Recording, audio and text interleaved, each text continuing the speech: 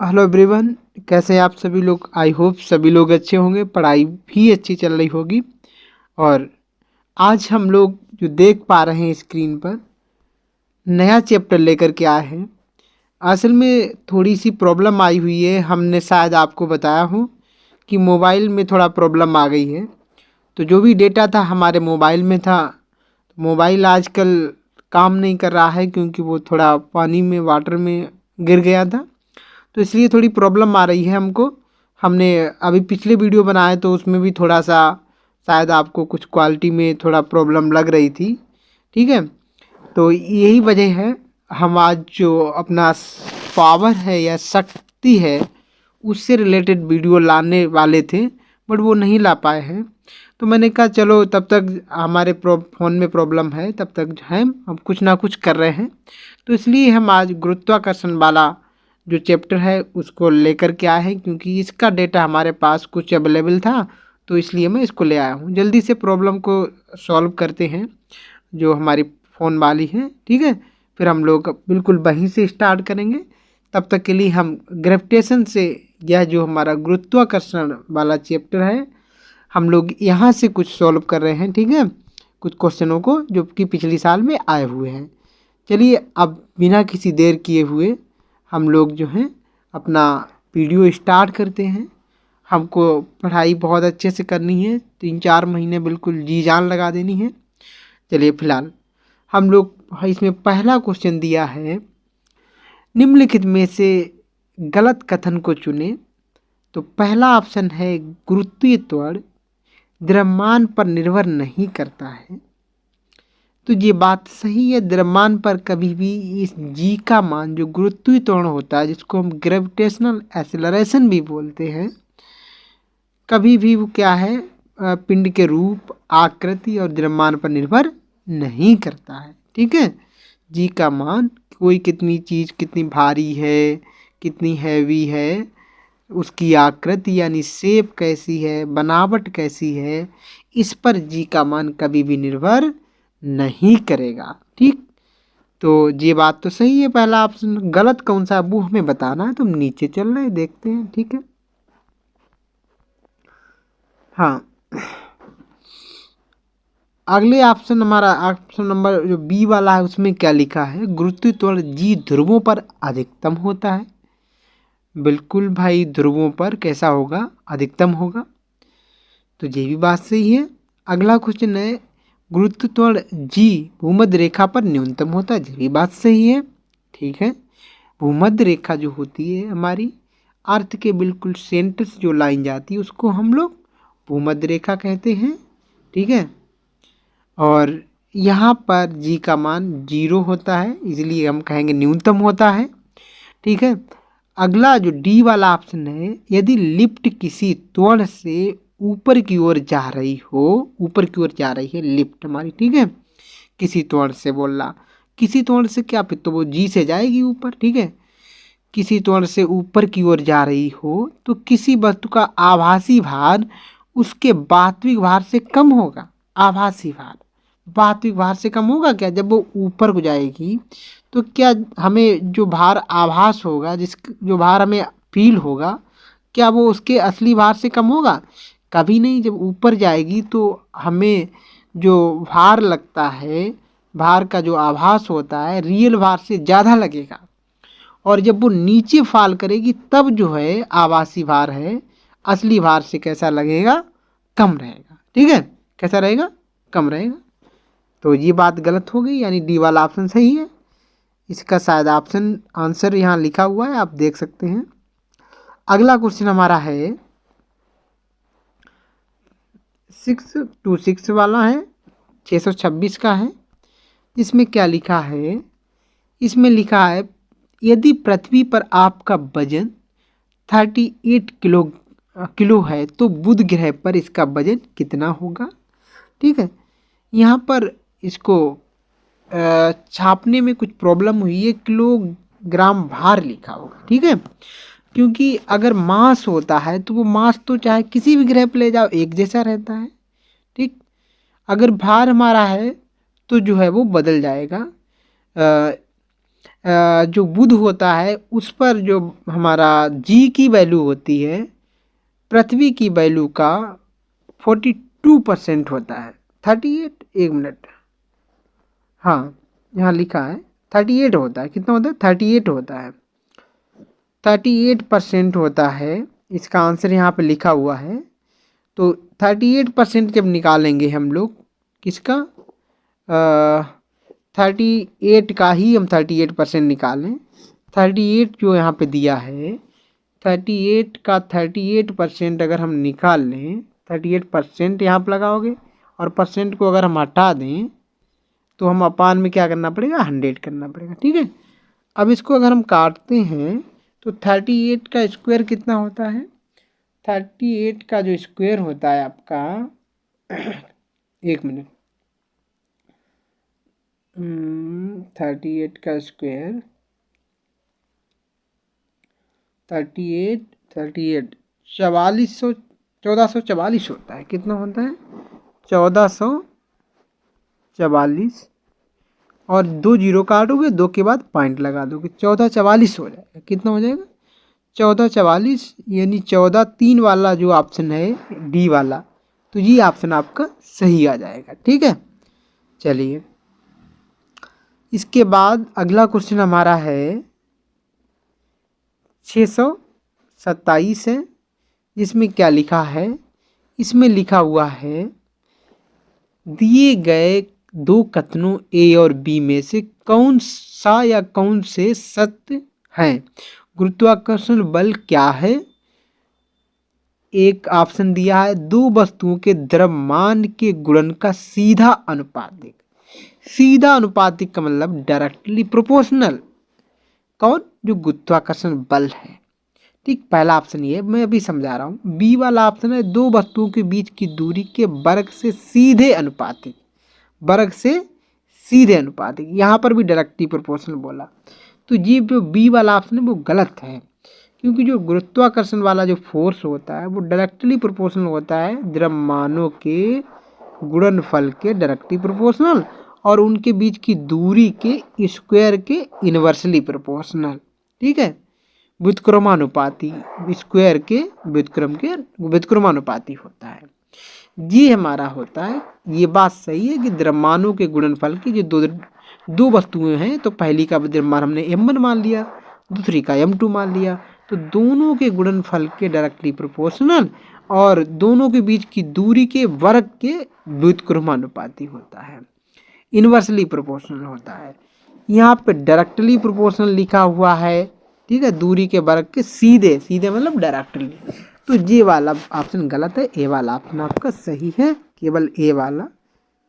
ठीक है, यानी सी वाला सही हो जाएगा यहाँ पे ऑप्शन, कि ए नहीं, सी वाला नीचे वाला, केवल ए सत्य है जबकि बी असत्य है। ठीक है, बी वाला कैसा है? असत्य। चलते हम लोग नेक्स्ट क्वेश्चन की ओर। ये क्वेश्चन तो दिख भी नहीं रहा क्या? ठीक है, सही है, ये वही क्वेश्चन है, रिपीट हो रहे हैं। आगे चलते हैं हम लोग। इसका आंसर यहाँ पे लिखा हुआ है जी प्रोपोर्शनलिटी का सिंबल जब हटाते हैं तो एक कांस्टेंट आया था कैपिटल जी, जिसको गुरुत्वाकर्षण नीतांक या ग्रेविटेशनल कांस्टेंट बोलते हैं। ये एक नीतांक है, इसकी वैल्यू भी याद रखना। इसे सार्वत्रिक गुरुत्वाकर्षण, यूनिवर्सल ग्रेविटेशनल कांस्टेंट भी बोलते हैं। क्या बोलते हैं?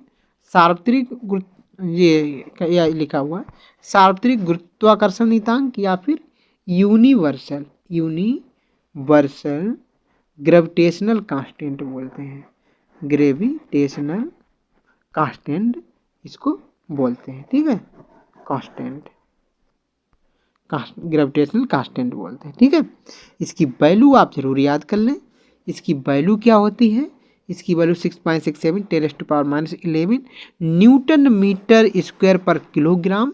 इसका जो मात्रक होता है न्यूटन मीटर स्क्वायर पर किलोग्राम स्क्वायर, ये भी बहुत पूछा जाता है, तो हमें इसकी वैल्यू और मात्रक याद रखना है। जी की वैल्यू न्यूटन मीटर स्क्वायर पर किलोग्राम स्क्वायर कैसे निकाली जाती है?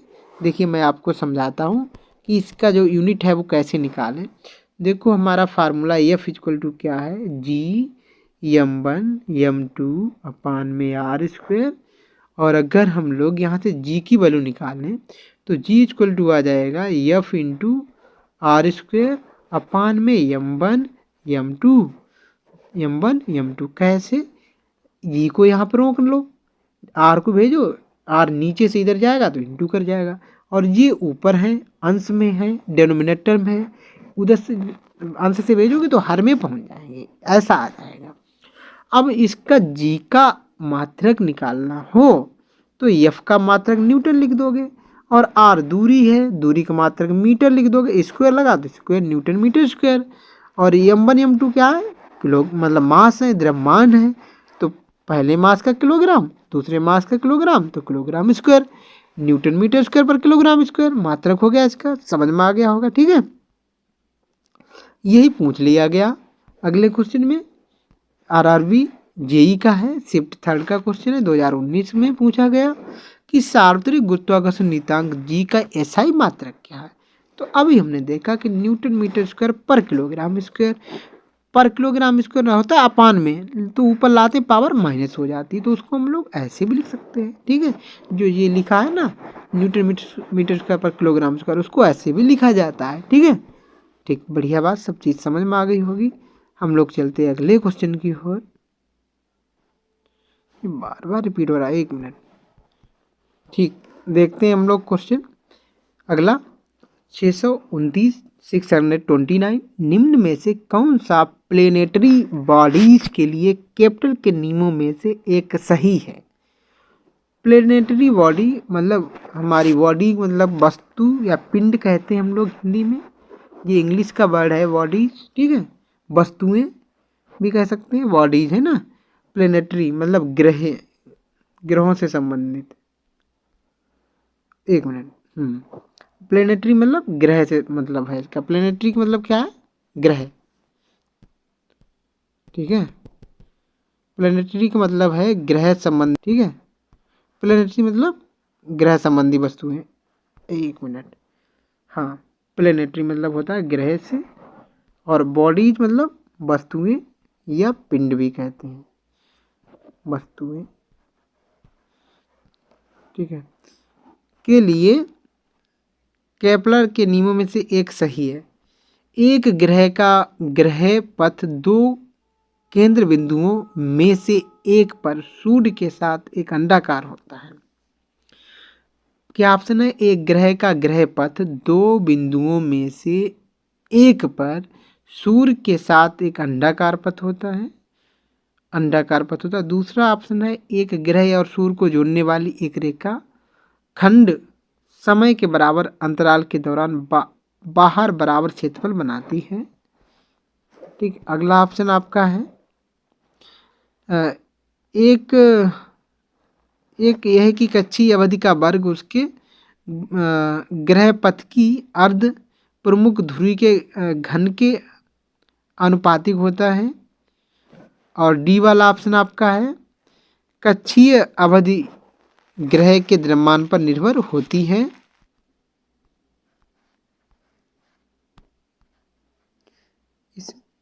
इसमें जो ऑप्शन डी है वो सही हो जाएगा। लिखा है कक्षीय ऑर्बिटल मतलब अवधि ग्रह के द्रव्यमान पर निर्भर होती है। जो कक्षीय ऑर्बिटल में मतलब कक्षा में गति करते हैं तो उसमें जो अवधि टाइम होता है ग्रह के द्रव्यमान पर निर्भर करेगा, क्योंकि द्रव्यमान जितना ज़्यादा होगा उतना ज़्यादा बल लगेगा, ठीक है। बल जब कम ज़्यादा होगा तो उसी हिसाब से उसकी स्पीड होगी, चाल होगी, उसी हिसाब से जो है हमारा टाइम फिर आएगा, ठीक है। चलिए, पहला क्यों गलत हुआ? ग्रह का ग्रह पथ दो केंद्र बिंदुओं में से, दोनों केंद्र बिंदु थोड़ी ना होते, ठीक है। एक हमारा केंद्र बिंदु पर सूर्य होता है और एक बिंदु हमारा जो है उसकी परिधि पे होता है। तो ये दोनों दो केंद्र बिंदुओं में से बता रहे, सूर्य बिंदुओं में से एक पर सूर्य के साथ अंडाकार होता है ग्रह पथ मतलब रास्ता, ठीक है। दो केंद्र बिंदु थोड़ी नहीं, एक होता है, तो ये बात गलत हो गई। और अगला जो बी वाला है एक ग्रह और सूर्य को जोड़ने वाली एक रेखा खंड समय के बराबर अंतराल के दौरान बाहर बराबर क्षेत्रफल बनाती है। बाहर बराबर क्षेत्रफल बनाती है, ये क्या बात हुई है भाई? हमारी जो रेखा होती है, यहाँ पे मान लो कि सन है, ठीक है, और कोई ग्रह, सन तो बीच में रहता है, कोई ग्रह जो है, तो इनको मिलाने वाली जो लाइन है, जब ये ऐसे घूमेगा, सन ऐसे चलेगा, मान लो यहाँ पे आ गया, तो ये लाइन भी ऐसे चलती चली जाएगी, तो वो इसके भीतर ही तो एरिया कवर करेगी, बाहर थोड़ी न जाएगा। तो ये भी गलत हो गया। अगला जो है, एक ग्रह की कक्षी, ये तो हो ही गया, नहीं हुआ। एक ग्रह की कक्षीय अवधि का वर्ग अपने पथ की अर्ध प्रमुख धुरी के घन के अनुपातिक होता है। धुरी के घन के आनुपातिक होता है। डी वाला ऑप्शन है वो सही है। इसका आंसर भी नीचे लिखा है। अगला हमारा क्वेश्चन है 630, आरआरबी ग्रुप डी का क्वेश्चन है। थोड़ा इसको जूम करते हैं हम लोग, एक मिनट।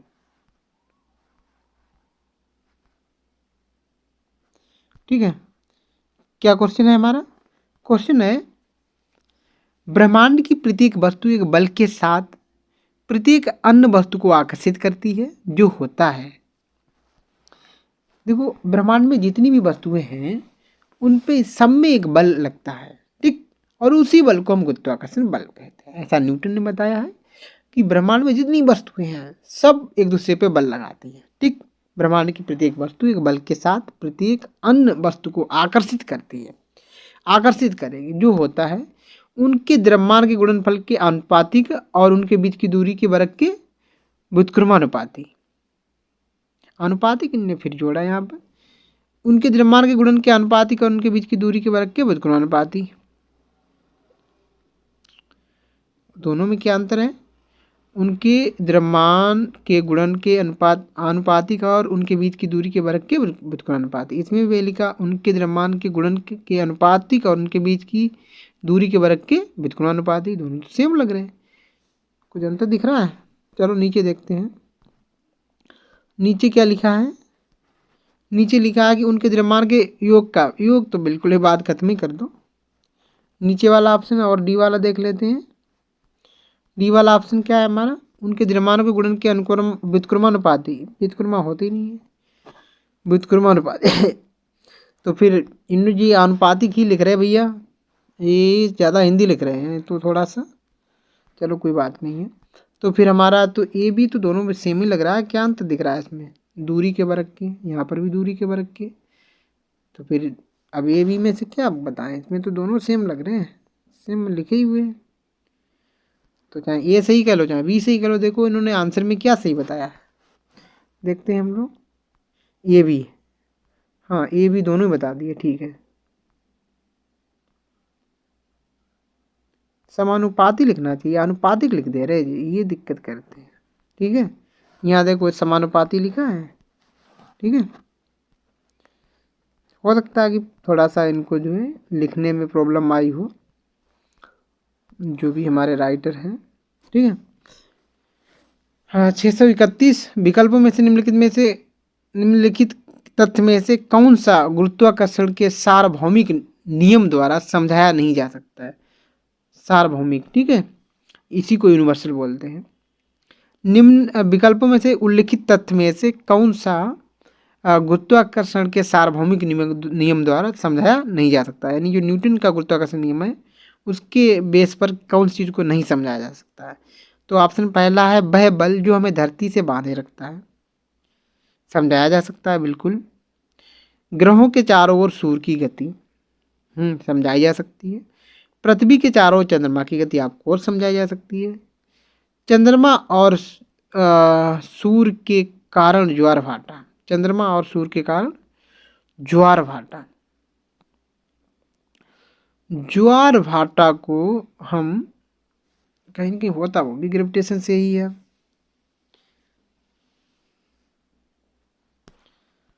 तो फिर इसका ऑप्शन क्या होना चाहिए? डी वाला ऑप्शन है क्या डी वाला?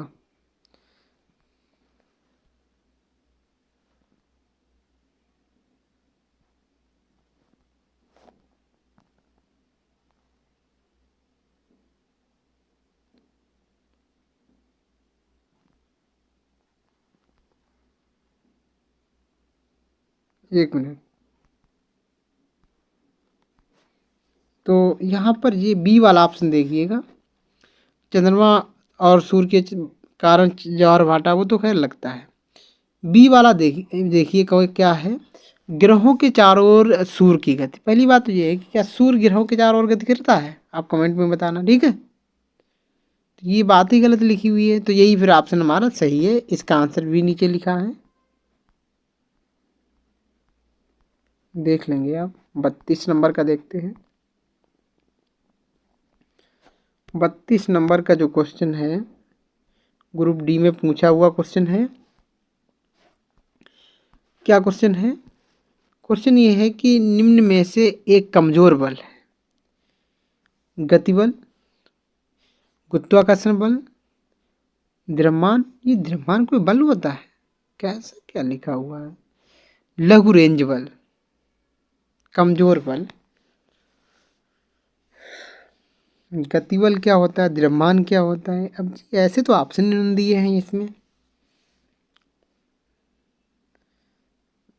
क्या गलत छाप रहे हैं क्या? द्रव्यमान कोई बल होता है, गति बल क्या होता है? यार समझ लें कि गति से संबंधित कोई बल, ठीक है, ज़्यादा हो जाएगा। तो इसमें सबसे कम बल जो है गुरुत्वाकर्षण ही बल वैसे होता है, ठीक है। लेकिन द्रव्यमान वाला लिख दिया, द्रव्यमान क्या कोई बल है? गुरुत्वाकर्षण ही कम होता है सबसे, ठीक है। तो गुरुत्वाकर्षण वाला ये ऑप्शन देखो भाई, बी वाला देखो, सही होना चाहिए, बी वाला है, ठीक है। अब फिर से आपका जो है, मैंने बता रहा था कि ये आपसे वैल्यू पूछ लेते हैं। कैपिटल जी का मान क्या होता है? तो 6.67 10⁻³ सॉरी 11। और मात्रा का ध्यान रखना, न्यूटन मीटर स्क्वायर पर किलोग्राम स्क्वायर। सी वाला ऑप्शन सही हो जाएगा, ठीक है, सी वाला ऑप्शन सही हो जाएगा। अगला क्वेश्चन हमारा 234 है, जिसमें क्या लिखा है? जिसमें लिखा है कि ब्रह्मांड में किन्हीं दो निकायों के बीच गुरुत्वाकर्षण बल पर निर्भर नहीं करता। किस चीज़ पर निर्भर नहीं करता? उनके दूरी पर करेगा, बिल्कुल। उनके द्रव्यमानों के गुणनफल पर करेगा, गुरुत्वीय स्थिरांक पर, गुरुत्वीय और उनके द्रव्यमानों के योगों पर। द्रव्यमानों के योगों पे नहीं करेगा, फिर डी वाला ऑप्शन सही है, द्रव्यमानों के गुणनफल पे करता है, ठीक है। चलिए अगला क्वेश्चन हमारा है,